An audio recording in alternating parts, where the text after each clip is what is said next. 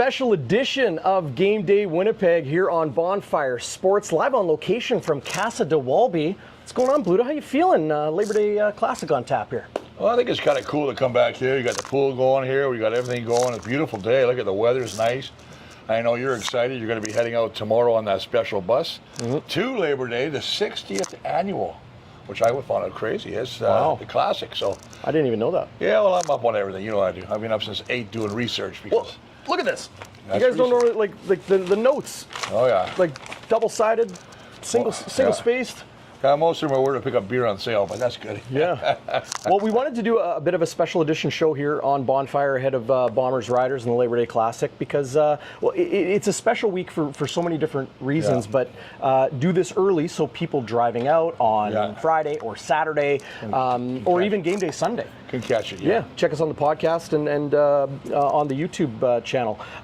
The volume is going to be really loud. We're going to get into it all. We'll get into the roster and likelihoods of Nick Dembski. It looks like Dalton Schoen's going to return. We'll get into all that stuff. Same with the Roughriders roster. But in practice this week, Chris, it was so freaking loud. I heard they were like they jacked the volume beyond max. Like it was incredible.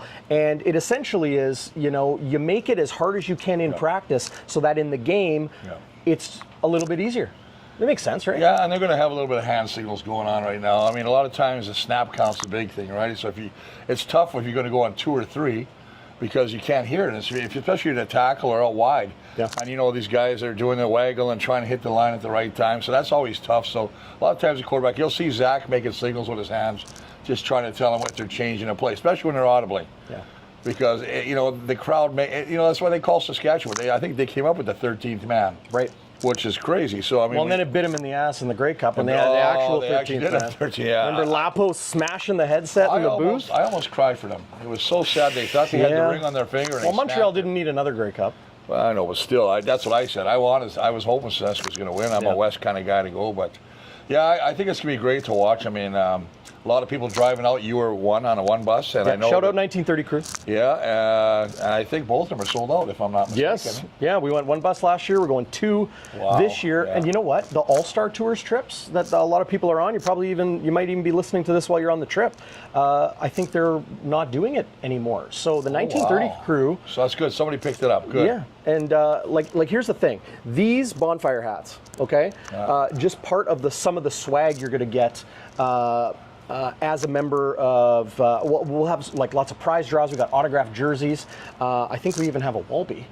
Well, that's good. Well, you might. Yeah. I mean, obviously. But shout out 1930 crew. Like, if you don't know, you need to find out and just ask people in Regina. That crowd volume, though, like Jordan Younger said it this week, the Bombers DC. Yeah. Winnipeg Stadium is louder than Regina's. I probably agree. I've been in a lot of games in both, but they're close. But no question. The Labor Day Classic, there's going to be 3,000 or 5,000 Bombers fans there, that's so that's going to bring the volume down a bit when Winnipeg's on offense. Well, it's wild you say that because, I mean, when I was doing CBC and stuff and traveling around Canada at different venues, there was always a sea of green. Right. They're probably, I used to think. Rider fans everywhere. Yeah, they're right, they're born green. I love the rivalry. I love the fact that, they put signs up. I've seen in Facebook today 20 things, old ladies and, dressed in green, seeing the cheerleaders. Yeah. It's a great bit of fun. And it is probably, I think it's the best rivalry, obviously being part of it. Yeah. But I'm excited for it. It's one of these things, and I've told you since day one when we did our shows, I said the one game, these are the 2 games I mark off. This and the Banjo, which I'll be at the Banjo because that's the one game I always got to be at. So this is the zenith of summer. It is. And boy, I tell you what, you're going to have great weather there. It's going to be hot. And I tell you, the players are going to love it because it's a nice field. It's those Florida boys, those Texas boys are going to love it. And it's nice. I mean, I'd rather have the Labor Day and the Banjo in good weather than have the weather impact the outcome of the game. So, I mean, they both got to play in it, so I understand that too. But I just think it's a great thing. I'm excited for you to go because I was this close, I mentioned last time, to going. But, going the long weekend, I got the grandkids coming. I figured, no, I can't do that, man. I mean, this guy's addicted to the lake. I do like the lake. So many great Manitobans. Well, you got to love it when you got it, right? I mean, make hay while the sun is shining. That's right, man. So, I mean, I can't believe it's going to be September. Like, where did it go? That's the thing. It just went so fast. And I've got One of my sons, maybe two of my sons coming out this weekend. We're going to all get together and watch the game at the lake. Cold ones, guitar.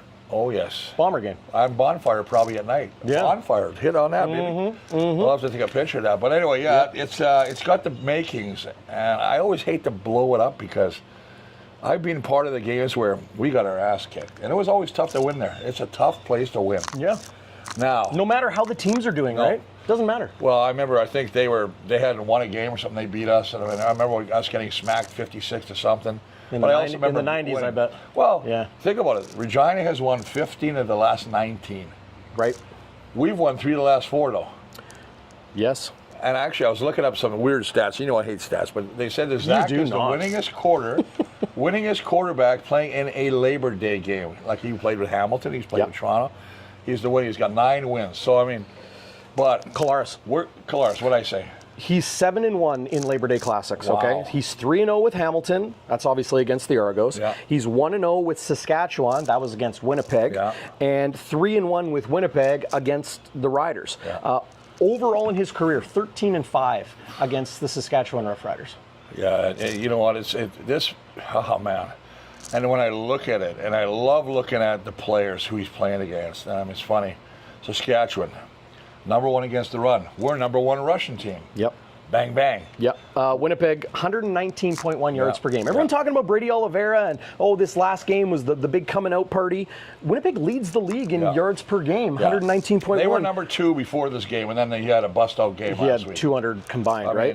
Dietrich Mills, I still think, is the leading, but I'm not sure. He could be. Or I think it's James Butler, sorry, out of BC. But having said that, it was a big game. I want to talk about Winnipeg's offense last week. Let's do it. But I just wanted to mention Saskatchewan's run defense, #1 in the league, 76.3. Yeah.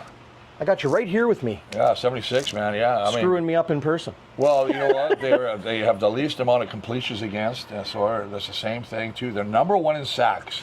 This is my key. 28 sacks. The Roughriders. What did I write down here, boys? 21 sacks by the D line. Wow. 21 and 28. It's only 7 on blitzing linebackers. Yep, and 21, but they got a good D line. Let me tell you. Shane Ray, who had he had the short stint in Toronto, got hurt. Never really. This is a former NFLer, right? Great athlete. But the guy they really like is Malik Carney, right? And then the guy who's having another outstanding year is this guy right here, here. Micah Johnson. Micah Johnson, yes. And Mike Rose. Your interior have got 9 sacks. Mike Rose, nasty. Yeah. Nasty player. He was a stud in Calgary. You break down all the penalties in the CFL this year, the Saskatchewan Roughriders have the most roughness penalties in 2025. Okay, don't get me started on that now again. I saw that. I watched, who does Chatfield play for? Toronto? I think he plays for Toronto, I think. I'm not sure who he plays. The D lineman? Yeah. Chatfield, yeah. He hit a guy last week, and it was a horrible call. You can't. Oh, and he got fined. Yeah, he got fined because he got 2 in one game. And Mike Rose of the Roughriders got fined too. It's someone to watch for. So I think it's horse crap. I mean, the game is a game. As long as you're not headbutting or hitting him in the head, I think anytime you hit a guy. Now I know they're saying you can't hit a quarterback low either now. But if a guy's running, what are you supposed to do? Yep. Oh, I got to hit him up high? Oh, God bless me if my helmet hits his helmet, right? It's taken a couple years for things to kind of smooth out with the hook slide, right? When the quarterback slides foot first, like stealing second base, sliding into the base. But a couple years have gone by now, and now it seems like the defenders and the quarterbacks, they have that level of mutual respect, and they felt it out for a couple years. Now you see it happen a lot more often and with less incident of a guy getting his head taken off. Well, and I agree with that. If you guys are going to slide, the biggest thing about quarterback sliding, is you got to make your intention known. Well, you can't fake just slide. Go less. Well, that's the biggest thing. They did that in college when they brought that in. I mean, you can't basically hold on to the last second either, because as a defender, he's taught to take the quarterback down. Of course. And if he misses and hit him hard, if he doesn't, guess what? He's getting walking papers. So you know what? It's a damn if you don't. But and not just take the quarterback down, hit him hard. That's how defensive players are taught. Well, it's funny. You have to inflict pain because that is about the intimidation, and that makes that opponent, that offensive player, second guess the next time they got the ball. It's funny you're listening to Jordan Younger, the defensive coordinator, about how they're going to attack Trevor Harris, who is the #1 quarterback ranking percentage-wise in the CFL. Their completion percentage leads the league. He is playing outstanding. He's MOP right now too, right? All these guys are. It's the year of the old dogs. Yeah. I hate to say this, You're but right. you think about the guys, Bo Levi, Cody Fajardo's turned Edmonton around. You know, you got Trevor Harris. And I'm missing. Who am I missing? I'm missing some other. Vernon Adams is kind of one of those old guys now. Adams, yeah, I mean, we'll see what Zach Collaros brings in the second half of the season. I shouldn't forget Zach. Yeah, well, Zach had 37 years old yesterday. Yeah, happy birthday. 2 days ago. Happy birthday, Zach. And I know you're the best man at the wedding, so it's all right. Eh? He's gonna be Mr. Taylor Swift. Oh yeah, that's right. Yeah, he's the best friends. He was roomies with best friends with Travis Kelce. Yep. So I'm sure he'll be there. He'll be in the wedding. Maybe he'll be the bridesmaid. Can you imagine your best friend, your best friend is marrying Taylor Swift. Yeah, that's How crazy. Insane is that? I wonder if they'll make a song about Zach. Zach is back. He's back on track. And Taylor doesn't want to sing a song about him because she only sings about songs who she's gone with. Right. So let's forget that. Taylor, forget Zach.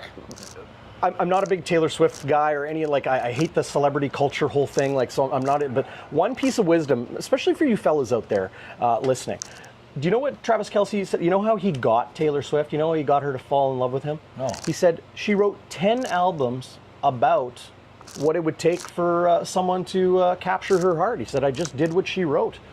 Wow. That's smart, right? Well, Listen to your lady. She will tell you. Happy wife, happy life. That's right. Yeah. Yep. It doesn't matter how many you have either. Anyway, but Trevor Harris. Yeah, Trevor Harris. This is the thing. Leads the league in completion percentage, has so many weapons. 𝘎𝙥𝙤𝙧𝙯, the Canadian, back after getting cut by the Indianapolis Colts. Big physical guy. Yeah. I don't see him in this week. But, no, he won't be in this week. But someone to watch for the Banjo Bowl. You lead the league in completion percentage. They also lead the league in big plays or explosion plays. That has been kind of the Achilles heel of this Blue Bombers defense, so that's no doubt probably going to be in your keys to the game. But how unique is that you are an efficient offense in completion percentage, but you also have the big play, taking those shots downfield? Well, they got, what is his name? Dante Myers. Number 2 in the CFL with over 30 catches, 8 of them. They will stretch the field. You got the other side. You got this guy. Here's a guy that I think might be an X factor for Keyshawn. No, I like Keyshawn Johnson. I like this. Robustelli. Robustelli. Oh, the Italian stallion. He reminds me of that movie with Mark Wahlberg when he was out for the Eagles. Yeah. Yeah. That's what he reminds me of. Seriously. He comes on, he makes these plays, he's happy. I said, oh my God, man, this guy, for some reason, the first thing I thought was him. But yeah, they got some talent. Keyshawn Johnson, okay? Not that Keyshawn Johnson from the NFL. Yeah. The CFL's Keyshawn Johnson. Last 2 games, 12 catches, 229 yards, 19.1 yards per catch. That's big. Like, big plays, high production, high volume. The Bombers' DB's hands are going to be full. Yes, they will. Now, there's a question. That's an interesting question because we're hypothetically trying to figure out the depth chart right now, DB. And look, is DeMario going to make his... Is DeMario in? Is Nick Dembski in? Just wanted to let everybody know out there, we will post the depth chart to our YouTube page. You'll find it in the YouTube posts, but you can always find it on my Twitter, x.com/Darrin Bauming. There's links to all that in the video description below. Yeah, but you're looking at that, and you're looking at Dembski, I think, will play. I think so, too. I think he's tougher than nails. Did a little bit more every day at practice. That's right. And he's still got 2 days, right? I mean, you got today, you got tomorrow. They're not even practicing today. They're off today. Which is wild. I've never seen this before. Doing this weird schedule with Mike O'Shea. Now, it's a little bit of a loophole, too, because you only have to put on an injury report for your 3 days of practice. That's 3 days of practice and then walkthrough day. This is the day before the game. So that's your 4 days prior to the game. Well, the Bombers go 5 days prior to the game and then take a day off before walkthrough day. Yeah. So they didn't have an injury report from day 1 of practice. It'll be filmed. But I was at practice and I got video of 𝘎𝙤𝙤 and the new receivers that they added as well. Yes. But of course, we're hoping for the best for Jarrett Stearns, who's been outstanding as a free agent addition to this receiving corps. 4 touchdowns. He really started to become a target for sticky hands. Zach. Great hands. Yeah, this is a guy that played in. I think he played in Saskatchewan. Yep. I mean, I think he's had a great year, and all of a sudden now he's got a shoulder injury or whatever it is. I believe he's out now for a bit. And Kieran Moore. Kieran Moore led Edmonton in receptions and touchdowns in 2023. Didn't play all last year. Well, and he was really good for Saskatchewan too. They call him Swerve. Yeah, so he's I don't know if that has to do with his route running or what. And what's the other kid? They picked out a kid from Calgary. Cam Eccles. And they liked him too. Okay, look, in practice, I'm watching him. He looks really good. Like, he's been working out. He's got wherever home was for him as he was hanging out on the street. He wasn't on the couch. He was on the field. He looks really crisp. I wouldn't be surprised if he's in the lineup next week. I'd put all the weapon I can in there. I mean, this is a game you have to have all your weapons. So who do you take out? If Stearns is out, he's on the one-game injured list. We know that now. He won't play in the Labor Day Classic. 𝘎𝙥𝙤𝙧𝙯, questionable, I would say. I think he will play, so do you, but we don't know. He will play. So who do you take out if you want to bring in Eccles, if you want to bring in Kyron Moore? I can't. They won't be able to bring both What of them about Dylan Mitchell? Hasn't really done much in his 3 games. Interesting you say that. I saw that Hogan, the offensive coordinator, kind of said some nice things about Dylan the last couple him games. and Cochran playing different positions and filling in well. But having said that, it's also a thing that you want to take a chance on a guy with the noise and miscommunication and running the wrong route and causing a turnover. Yeah. I think that they probably will fit one of these guys in next week in the Banjo Bowl when the crowd is really on our side. Mm-hmm. But I do not think that I expect to see either one of them. I know they're talking about Gavin Cobb. Yep. The former U of M guy. That's right. And O'Shea was talking about him. He said, guy can play any position. He's really intelligent. They really like him. Professional was the word. Professional. Well, there you go. Yeah. So, I mean, you know what? When you're a guy waiting for that opportunity, you got to be a pro. You got to show up every day and put in the work, right? You got to practice like you Not everybody starts every game of their career like you. Oh, God. I remember playing 4 exhibition games. I thought I'd get a break. Never got 1 quarter off. Cal goes, well, we don't have anybody else. Oh, yeah, you're full of crap there, Cal. But I rest in peace, Cal. You put me you know what?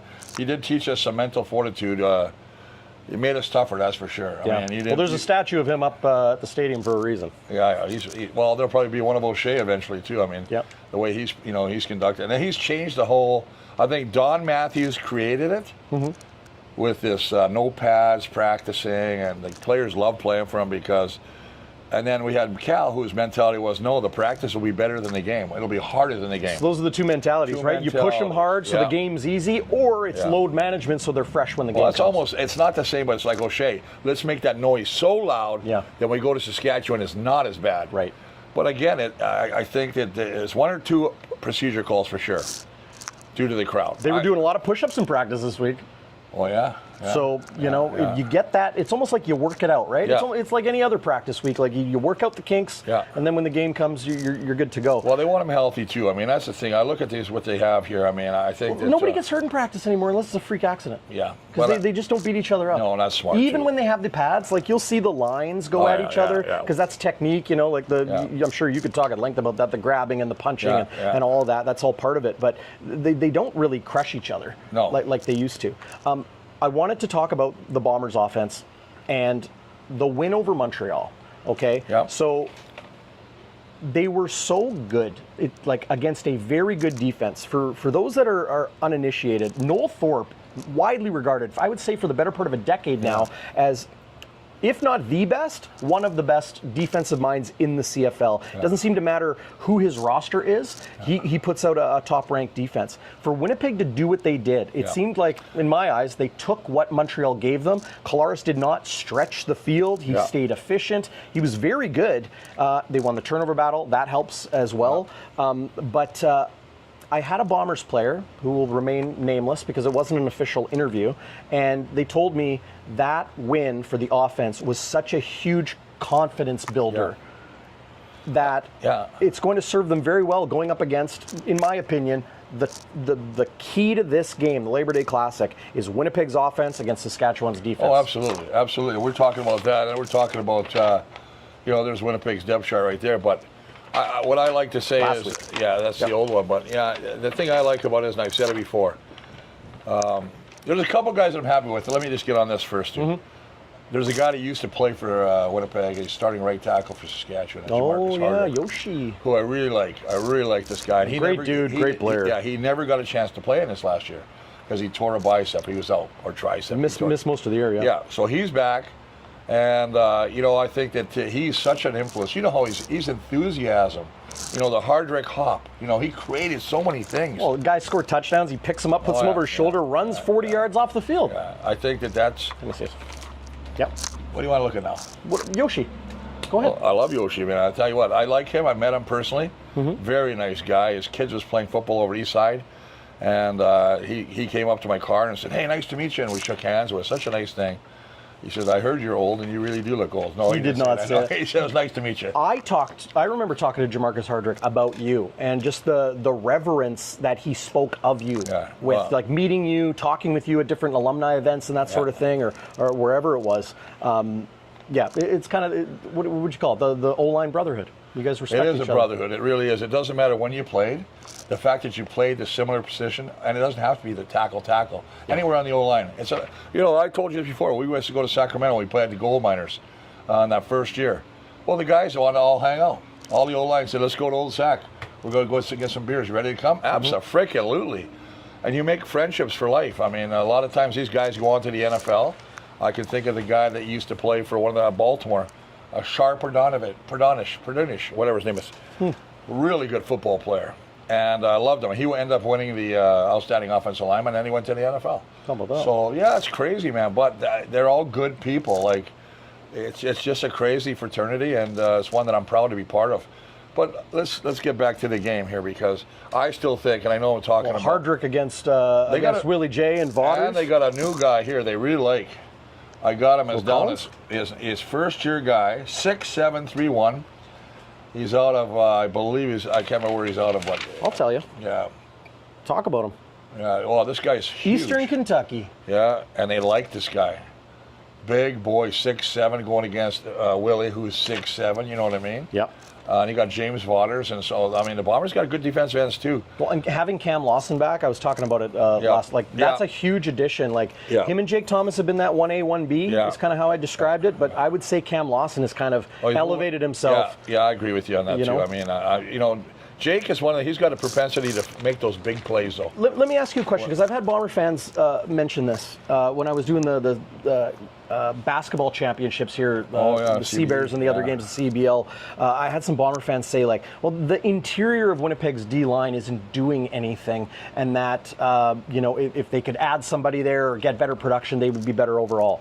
Sometimes their job is to just do the understated thing. So whether it's Devin Adams or for Winnipeg or Jake Thomas or Cam Lawson, those guys are doing their job just because they're not penetrating into the backfield, getting to the quarterback. Here's the thing that'll echo what you just said, and it'll solidify your comment. Well, you're the expert. Think about this now. Tony Jones, 19 tackles in the last 2 weeks. He's the middle linebacker. Freak. If your middle linebacker, top performer this week. If your middle, I think he had 11 tackles 2 weeks ago, 9 this. Oh man! Well, anyway, he had a ton of 19 tackles in 2 weeks. Put it that way. These wasps are all over me, brother. Yeah, I know. You're sweet. That's why. But anyway, So I mean, I look Tony's playing at a crazy level right now. But that's because, to your point, the D-line are taking away the guards or the center that is trying to get up on the middle linebacker. And that can be by design. It is by design. Yeah. You got to occupy two if you can. It's not about the glory. It's not about the stats. And a lot of times these guys will never get the stats, or sometimes not even the recognition. Now you look at guys that are coming out when you look at Saskatchewan, and they got 9 sacks for an attack. They're getting. I mean, these are two proven guys. Yeah. Mike and Mike Rose they're studs. Yeah. This is why I say, battle. If you want to watch a battle, watch it. Now, Saskatchewan's missing a guy that I really like, and that's Marcus Sales. And I don't think he'll play. Right. But he wasn't even in the last week either. Game time decision last week when he was scratched. Nelson Lacombo. Yeah, Nelson Lacombo. He's been their starting corner, played a little safety. Yeah. He's missed practice all week, could be out.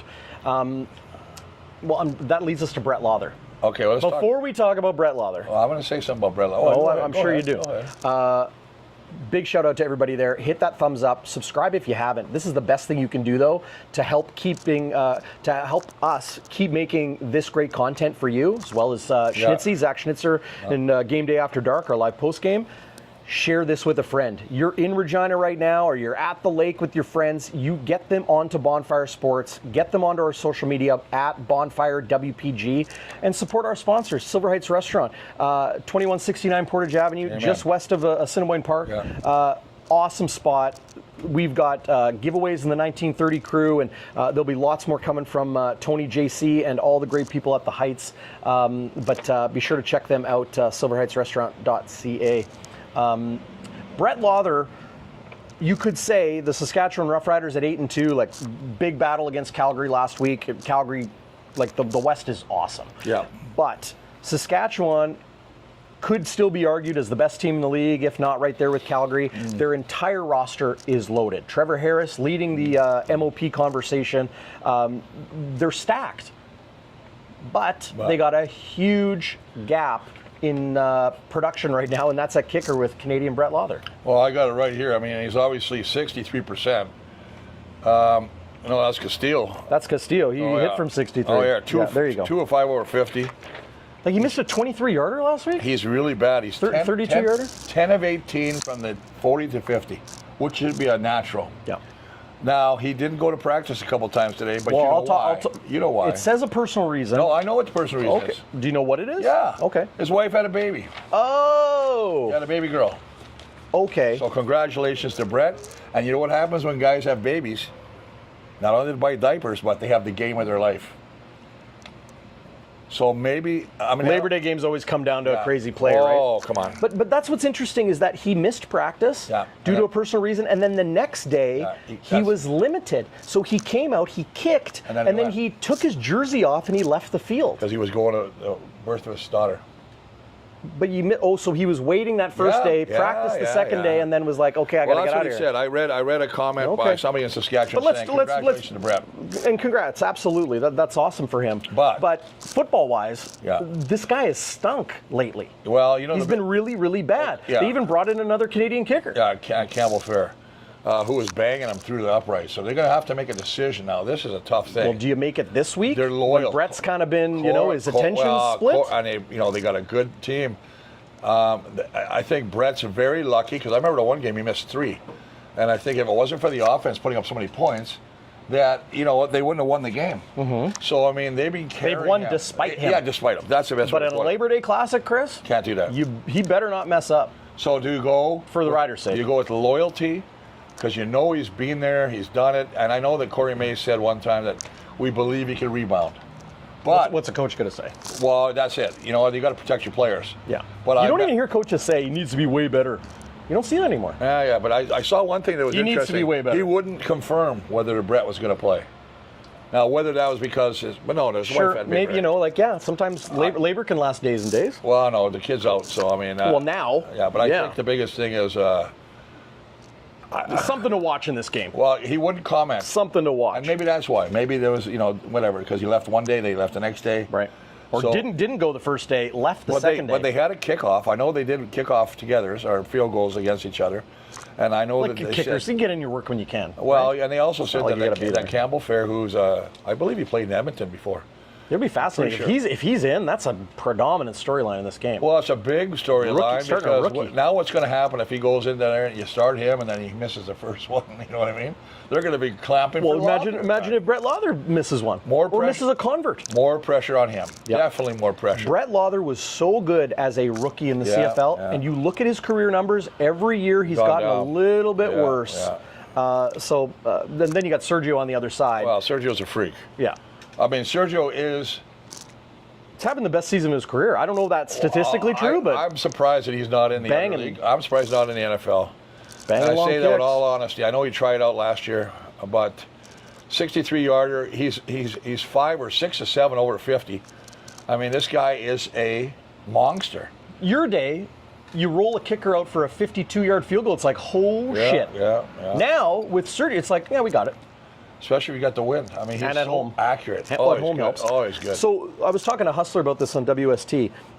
Mosaic Stadium, the toilet seat or the toilet bowl, like they call it. Yeah. But if you're inside it on field level, there is a gap on one side. I remember Justin Medlock telling me how if the wind is coming a certain way, it will create some swirls. Okay. So I don't know if that's towards Pill Country or towards the other side. Yeah. Yeah, but there's I think it's the other way. There's that gap by the statues of George Reed and Ronnie Lancaster. Mm-hmm.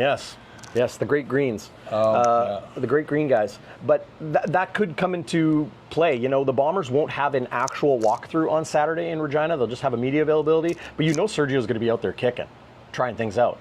And it's for sure. It's muggy, it's hot, it's more of that dead air. And you could get a little bit of a breeze at a point, and suddenly it's not dead air. and things get tweaked on it. You know what? We talk like you talking about special teams now.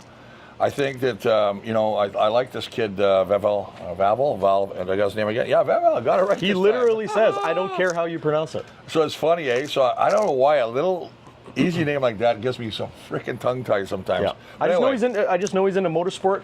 Gravel rhymes with gravel. Just kicking that gravel up. But I'll with tell the you dirt what, bike. he's doing really well. But Saskatchewan's got one guy coming back too, and that's Mr. Mario Elford. Oh, is Super Mario back? Yep, Oh, I believe Chris. so. So I mean, he's averaging 30 yards plus on kickoff returns. He's another guy who can take it all away. Oh, no question. So again, we're talking special teams. We talk kickers. We talk punters. Punters are even. Punters are even. I don't even worry about Jamison or the other guy. Jam's been very good this year. Yeah, very consistent. What do you want to look at now? Well, you're very protective of your notes. Well, yeah. I remember that from our TSN days. I'd sit next to him, I'd just touch the page, and that big baseball mitt would come down on me. Yeah, they got Couch. I couldn't remember his name. Joe Couch, isn't it? Yep, Joe, chilling on the couch. Joe. And his sister, Ima. She's Ima Couch. Love that. Yeah, she's a big girl. You put her over in that one corner just so you want to see what an armchair looks like. I don't even know what that means. I have no idea what that means. Don't worry about it. I won't. Just kidding, Joe. I'm sure your daughter or your sisters are beautiful. Let's digress. Chris, the special teams is an interesting one in the Labor Day Classic because it always is that big play. Yeah. Jordan Younger talked about it this week. Jason Hogan too, about forced fumbles, interceptions, big returns, kick returns.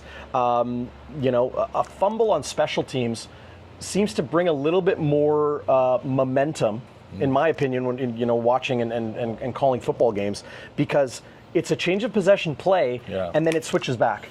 Yeah. You know what? There's one rule I don't like. I'm still one of these guys. I don't like the rouge. I don't like the rouge. Are you serious? Don't like it. Oh man, we could do a whole episode debating that. I love the rouge. Okay, well here's the thing. We got the rouge now, so I'm not going to change. It's a field position game. Give them a point. Yeah, but it's stupid. So now you give them a point, you get on a 40-yard line. All right, we'll leave it at that. That's ridiculous. We'll leave it at that. You should get 20. You shouldn't be rewarded for giving a point by putting him at midfield almost. Oh, sorry, you mean afterwards? I'm with you on that. Afterwards, giving the ball afterwards. Yeah, I shouldn't give him on a 40. Yep. Anyway, that's what I'm talking about. Okay. What? Would you lose your train of thought? No, I'm just upset about that. So I get angry sometimes. I get angry. Oh man, I wouldn't give up doing shows with this guy, talking football with this guy, being friends with this guy for anything in the world. Well, let's not get carried away. Chris, you're a gem. You got a favorite Labor Day memory?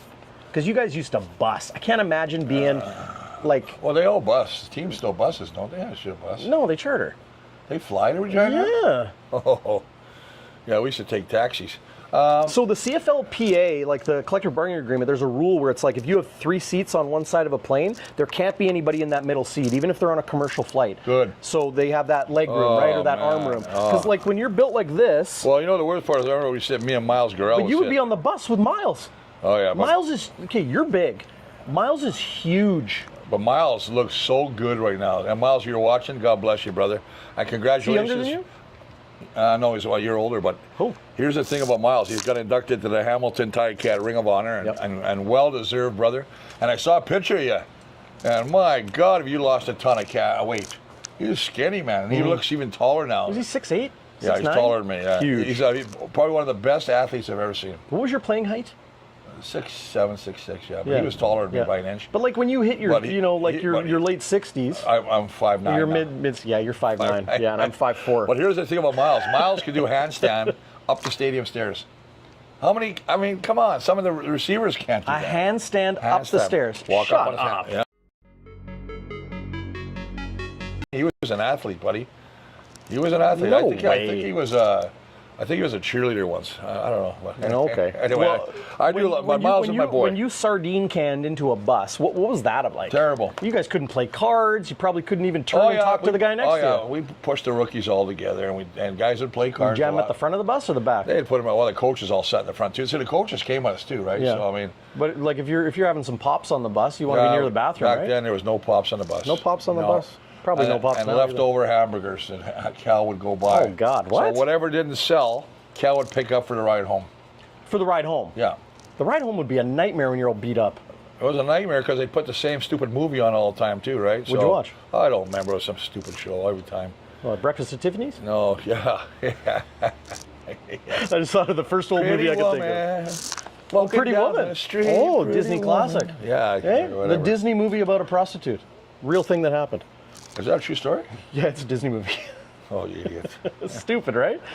No, it's actually. But like when you're on the bus going out there, okay, like you know this game, what it means in the standings. I know you guys played in the East Division, the Riders were in the West. It was different back then. But 60 years of these games, and widely regarded, I would say on both sides of the U.S.-Canadian border, this is the game to watch. Yeah. When you're driving out there, like, what are guys talking about? Are you telling the young guys about what to expect, or are you talking about memories of years gone by, or just focused on the game? I think some of the old guys will talk about it, but a lot of young guys have never experienced it. But then again, I think back to what Mike Riley, Coach Riley, when he used to coach us, he said the same thing. A lot of these guys played in big universities like the U of T, where they have 130,000. Oh yeah, like the Red River Rebellion. What are they called? The Red River. Texas A&M and Texas. In Oklahoma versus Oklahoma. Texas. I mean, so these guys have played in big. Atmospheres. Or if you go to Michigan, it's like 110,000 people. Well, I went to Nebraska when I saw Mike Riley. We went and watched Nebraska play somebody, and well, you won a Grey Cup with him in '88. Yeah. So he was a players bonded for life. Players coach. Yeah, a really nice guy. But we played, and I remember we went to watch Nebraska. Myself, James West, and Jamarcus Hardrick's alma mater. Yeah, and actually they had a kid that was 6'9" at the time who ended up going to BC. David Neville. David Neville. He was playing for them. But anyway, and I remember Mike's wife was sitting with us. She's like, "Well, I'm sorry to this point. There's only 75,000 today." And I'm like, "Wow." The only thing that pissed me off. And it's not a big thing, but it's a character flaw for me. You go, you get up, we stay at the Nebraska Cornhusker Hotel. You wake up in the morning. It's called the Cornhusker Hotel? Cornhusker Hotel. Oh, whoa. You go there, and for $20, you get 5 drinks, whatever you want. All you can drink? No. Any 5 drinks? 5 drinks. So can you get doubles? So there's Paul Clatney, Leon Haciano, Dave Black. Yeah, you get doubles, but I guess it would count as 2. I don't know. I was drinking beer. And then you get primed, you're primed, and me and Blackie took, what do you call those, the guys where they carry you in the carts? Like almost like China and Japan. Yeah. I know, the word's escaping me. Yeah, but so we had a guy pulling me. It's like a wagon. Yeah. And so there's me and Blackie, and then this poor guy's dying as he's trying to pull us to the stadium. Anyway, we get to the stadium, and I'm jacked, let's go. It's like 650 pounds. Oh, yeah. And then we're sitting in there, and they go, "Oh, sorry, there's no liquor." What? Oh, because it's on campus, you can't have drinks. Oh. So now I'm going from, when I left, I was on step 7 of AA because I didn't have anything, so I was pretty good. But yeah, but I guess I understand. When you get that many people, you don't want to U.S. college, like you can't drink till you're 21. So unless you're a senior. Hey, Dickinson State, I'm going there in October. Well, not everybody's a legend. No, I'm going. You were a legend before you were a legend. No, I was a legend. Give me a break. I can't imagine the clout you had when you were in college. I had no clout, man. I had no teeth. I didn't have a teeth. Yeah, you were the meanest SOB on the football field. Everybody probably wanted to crack some coldies with you. Oh, we did play some stupid games. We crushed cans on the wall with our heads. And then the idiot slapped me on a metal can. I cut my head wide open. So that's what happened to you. Yeah. I thought it was football. Mick Ayersman. Yeah, he's coming there this year. I just talked to him. Big Mickey. But yeah, it's a 100th anniversary. But my point is, this university, they have a tailgate party. And I remember Nebraska, yeah. No, Dickinson. Oh, I thought we were talking about Nebraska. Well, because Nebraska has no liquor. I'm saying Dickinson does. Oh, gotcha, yep. So when I went a couple years ago, 3 years ago, it was $20, but they don't charge you alumni. And you get in there, and there's margarita stands, there's Caesar stands, beer stands, and tons of food. And then you go watch the game, and they got booths in there now, like boxes. It's really nice, especially when it used to be such a small town. Yeah. It was just that's the whole thing about that college atmosphere, right? Well, it used to be a college. Now when I went, it was college. Now it's university, right? Because they really expanded. But if it's like like Ann Arbor, Michigan, with the University of Michigan, or it's South Bend, Indiana, or it's what's the town in Nebraska where the Huskers play? Oh, they're not in Lincoln. No. Yeah. Are they in Lincoln? I think they're Lincoln, Nebraska. Yeah. Okay, well, Lincoln's kind of the big town. Yeah. But those small towns absolutely transform on game day. What a lot of people don't realize right here in Winnipeg, Chris, in Manitoba, Regina's kind of a small town. There's like 250,000 people in Regina. Yeah. Right? Yeah. It's like double the size of Brandon. Well, it's not a big city. It's a nice city too. And people say Saskatoon's nicer, but I've been when you got Saskatoon is nicer. If you bring 5,000 people from out of town in Winnipeg, that annual pilgrimage west, and Rider Nation, what it is, and like all the people that come in from Yorkton and Saskatoon and wherever, that city lights up on Labor Day weekend. Oh yeah. So that's the similarity between that college atmosphere and the big, Sunday, and then this Sunday. This is the game that people in the United States watch and say, they do it right in Canada too. Yeah, they do. And I tell you what, I mean, this is they're having the largest crowd since 2017. 34,000+, which is fantastic for the league. They expanded it a bit. I'd like to see that happen more out east. Well, the Riders haven't sold out any games this year. No, until this one. Well, and that's weird because I know they're playing good right now, and so normally you associate the fans with the play of your football team. So I'm thinking that they should. Well, I'm happy for that. Banjo Bowl is what, the 11th or 12th sellout now in a row? Yeah, 11. I mean, that's crazy when you think about it. I mean, I got people phoning me, can I get Banjo tickets? And I see some people trying to scalp them on the air. Some people trying to scalp for stupid money. Come on, people. Hot ticket, baby. I know. Madhouse on Matheson rocks. Just like the Grey Cup is going to be crazy. Yes, it is. I mean, it's going to be a zoo, man. I mean, and anybody can be in it. A Winnipeg win in the Labor Day Classic will really change the conversation about Sask, Calgary, Winnipeg, Montreal, if and when Davis Alexander comes back, Hamilton, those powers in the CFL. When we're looking towards this unofficial second half of the season, or when the real season starts, they say, after Labor Day, or beginning on Labor Day, a Winnipeg win this week, which is absolutely possible. Oh, sure. I mean, it would change everything. Well, they're not going in there with the thought that they're going to lose. And that's why that win against Montreal was so big, 6-4. And I think when they did that with all the injuries they had, and still played with Chris Trevor coming and playing receiver, and that was pretty cool, eh? And a blocker. I was like, when I saw him roll out, he's a horse, man. When I saw him roll out to receiver, I was like, holy shit, what's going on? I don't know why they didn't put Peyton Logan at receiver. Good question. They ran some tight end, they did some different things. It'll be interesting to see how Saskatchewan blocks the Bomber defense, especially Willie. Willie leads the league in pass knockdowns, which is crazy as a DN, 11. Talk about the year of the old guy. Yeah. I don't know how old Willie is. I don't really care because he's playing at a level right now. Maybe he doesn't have that twitch or that quickness to beat an edge. Oh, I think he still does, yeah. I think he does. He's kind of trading the sacks for knockdowns. Well, he's so smart. He makes it. He understands that if I'm not going to get there in time, get the hands up. Yeah. And I think it's interesting when Jordan Younger, the defense coordinator, said, when you're playing against Trevor Harris, who moves people around, because once I move this guy and this guy goes, I know it's man, or if he doesn't move, it's zone. He picks up like that. And he goes, we have to do one thing, and that is we have to get in his face. We have to really rock him anytime we get a chance. Because he got sacked 4 times last week. They were winning the game against Calgary and going into the third quarter. Yep. And then Calgary made adjustments. And hit some big plays. Yeah, and I mean, I think Calgary's got a defense. I mean, they're very good, but I still think Saskatchewan has a defense. But those are the top 2 Ds. But when I watched, here's the thing that really killed me about that game of Saskatchewan. This is why I think Bam Bam can have a big game. You're talking Calgary versus Saskatchewan. No, I'm talking Bombers versus Saskatchewan. This coming week. 76 yards, number 1 against the run. Yep. Calgary, 146 yards rushing last week. Against that top-ranked Riders run D. I thought it was sloppy tackling. They missed a bunch of tackles. And I just think that I think it's another day when the O-line, our O-line, can get out and physically hit these guys and let Bam Bam do his job. And I'm calling him Bam Bam because I Bam Bam Brady. I like it. Bully Ball Brady. I like that. It's all the bees. Bully Ball. Bam Bam. Bam Bam. Brady. Remember this? You ever watch the Flintstones? Bully Ball. Bonfire. Flintstones. It's all the bees. Flintstones. Bam Bam was the kid with the K. He had the club. He was super strong. It was Fred's, or no, was it Barney's kid was Bam Bam? Yeah, Barney's kid. Yeah. Bam Bam. He had the big club. Yeah, he used to beat up everything. So, but I mean, that's why I like Brady. I think Brady's Bam Bam. He just runs hard. He's hard to tackle. And they know that stopping and run is the key. They have to stop him. They have to force Zach to throw. Now, we got to keep Zach up.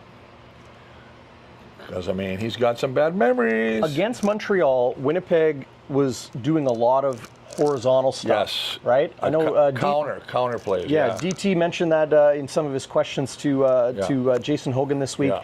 And then that's kind of set up the power run up the middle. Misdirections, yes. Right? And the check down game. Like Brady caught 9 passes for, what was it, 90 yards, 80-something yards? I could look at it. It doesn't matter. He had 200 combined. He had I got it right well here. over 100 rushing and just under 100 receiving to be over 200 on the game. Yeah, 210 from scrimmage. But when you do that check down game, that is the run game.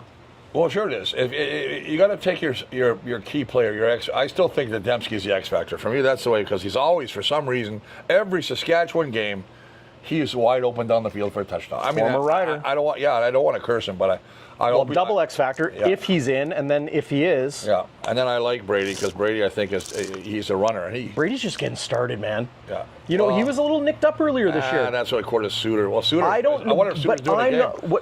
What I'm not doing is I'm not correlating Brady's health with production. I'm saying he was a little nicked up. Now he feels good. He's coming out of a game where the offense has a ton of momentum, a ton of confidence after that win. Yeah. And I think the O-line, Kolaris, and Jason Hogan, okay, a guy that is brand new to play calling in pro football. All of these things are kind of falling into line. You get, the wheels underneath you a little bit. Yeah, I agree with that. Right? So this second half of the season is going to be very telling of what this offense is made of. I'm saying they're trending upwards. Yeah, I agree 100%. I won't even argue with that point. I think. And you want to? No, I don't. I think that they're playing strong football, and I like the way they're playing right now. I think this is a huge test.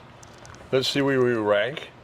It's always tough to go in there, like you always have the Manager Bowl next week, which would be good too. But I really want to see how they play, because I know they weren't happy with their second half against Calgary. Mm-hmm. I watched the game. That was bad. That was a bad half. I watched the tackling. I watched all that things. And I said, "Oh my God!" And they were beating him through the air too. Now Saskatchewan is not. If I look at the stats on Sask, what did I pull out on Sask? I mean, they didn't have what, the pass D? Yeah, the pass D is like number 8. Marcus Sales. He's our old pal. Now great player. He might play this week. They're saying maybe. Hasn't practiced all week. Yeah, but they said that I was listening to Corey Mace. I listen to Corey Mace every day. I hit him up and just see on the web. Yep. And I just listen to what he says. He's almost like O'Shea. He doesn't give away much. Mm-hmm. But he said, well, he's out there. We're checking him every day. We'll see what the trainers say. So we're not saying no. We're not saying yes. But Nelson Lacombo, Marcus Sales. He's on crutches, something like that. But so, I think it's going to be... I think it's just going to be a slobber knocker. I talked to him. It comes down to physicality, right? Oh, absolutely. These rivalry games, when the crowd's going, everything, right? Well, and you got to play them 2 weeks in a row. Don't you want to punch them in the mouth in that first meeting? Yeah, especially on their field. Yeah. That creates a lot of doubt. A little crack in the armor, if you would. Yeah. But, as I go to my keys, because we got to go to the keys pretty soon. Let's get your keys to the game. Because the beer brought to you by the Silver Heights restaurant, where you like... Oh, Silver Heights, baby. Thank you very much. Those cold beers. Well, cold beers, and you know what? They have great ribs. I know that. Unbelievable ribs. I got John Lumberg, who's a great caricature guy. Oh, yeah, he does... he does karaoke there, does lots of stuff there. John Lumberg did a caricature of me and Miles, and we made T-shirts, and they're so good. I wish I still had mine, but I wore it out. I have a John Youngberg caricature of myself, and he made me a broadcast reporter, and it was like during the Bombers kind of down years, that Joe Mack era, and he's like, Bombers lose again, and he made it like, people all sad. And he's very talented guy. Very talented. But they always have something cool going on at the Heights. Well, I know he runs trivia night. He does That's right. So he has some fun out there. He gives us a prize. But I do say this, and I hope he's watching this, because I'd love him to do another one, a caricature, because I just love his work. I mean, he used to draw. I watch him draw. He draws everything, right? Yeah. I mean, he's very talented. So call the Silver Heights restaurant. Find out when he's there. Yeah. Well, I know I think it's Tuesdays, I think. But okay. Yeah, I know. But anyway, thank you to Silver Heights. Thank you for being a sponsor for the keys. And here they are for you, my friend, and my friends out there. Number 1. Let's go back. Where am I? I just got to pull them up. I got them everywhere here on my sheets here somewhere. I got them. I love this format where you can see each other. Yeah, I'm actually blinded by your shirt in person, not just on the screen. Blue and, I want it to be gold. I don't have any gold. Yeah, that is just for the record. I don't know what your screen is doing. That is not green. That is yellow. Yellow. Did I say green? I don't know what you said. Oh, I didn't say green. No, you got blue and gold shorts though. Riders on my friends. There's the blue and gold shorts. Look at those stems. Okay. Nice stems.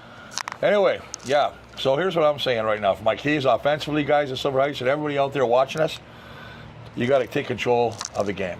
Bombers have to get off to a good start. Take the noise out of the crowd. You have to do that. Take some of that juice out. I think the biggest thing I've hit on this about 5 times during the broadcast, control the line of scrimmage. Saskatchewan, if there's a strength, it's their D-line and linebackers. They have a very good team. Jameer Thurman in the middle, they got some good linebackers. Revis, CJ Revis, they're good, man. That'll be the big key. And then the other thing is, I think that you got to, there's a couple. Well, keep Zach up. Don't let him get smacked around. But also, I said this already, my new nickname, give Bam Bam the ball. I don't care if it's through the air or a handoff. And that's my offensive keys. On defense, I think Jordan Younger hit it on the head. I know that Trevor Harris is one of these quarterbacks who can really read defenses pre-snap. Super smart. But you got to move him around still. Can't sit in any defensive scheme. I think you got to get in his face. Maybe Willie gets 3 or 4 knockdowns again. Well, or even a sack. I don't care, but you got to hit him. Hit Harris. Key point, make him uncomfortable. You got to hit him because he is such a quick release. There you throwing go. the football. It's going to be hard for knockdowns. So why don't we just say this? Make him hold the ball.